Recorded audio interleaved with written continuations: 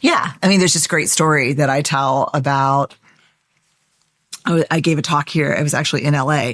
And afterwards, a kid came up to me. He's probably 22 or 23. And he said, can I tell you a story about your work and how it's really changed my life? And I was like, sure. And a kind of a crowd grew around. And this is like the last time I ever got penned, like not being able to exit a stage because it was such a traumatic, it wasn't traumatic, but it was like, he said, well, I was dating this woman and I was so crazy about her. So I took her to eat to our favorite restaurant. And I waited until the dessert came because we love this chocolate volcano. And I ordered it. And I said, and she looked at me and she said, I think you're awesome. And I think we should date other people. And then she Ubered home. And so I was like, God damn, this is the worst story I've ever heard. This is not a good story.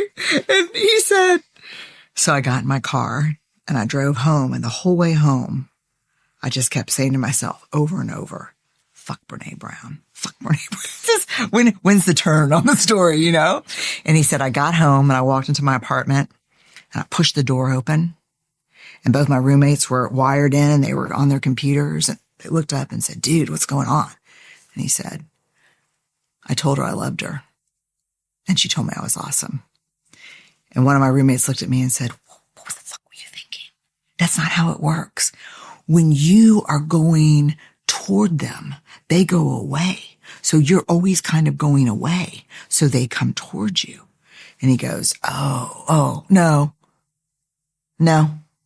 I don't want to be that dude. I was daring greatly. And he said both of his roommates just got teary-eyed and went, right on, man, right on. Like, there is no courage without vulnerability.